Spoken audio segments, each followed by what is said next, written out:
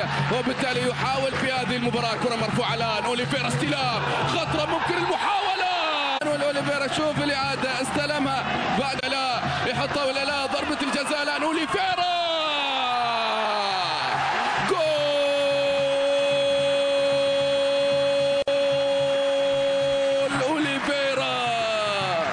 الامبراطور يسجل الهدف الأول في اللقاء الأول. أوليفيرا يسجل من ضربة جزاء، ويا لها من أسماء. هنا ضربة الجزاء اللي تم احتسابها، هدف أول بالنسبة لنادي الوصل من ضربة جزاء. الحارس في زاوية والكرة في زاوية، بالتالي هدف أول للوصل، هدف أول للإمبراطور، هدف أول لقلعة الفهود. إخوان مانويل أوليفيرا الأوروغواياني حطها وسجل الهدف الأول، وأسعد الجماهير الوصلاوية اللي حاضرة في مباراة اليوم. الآن كيف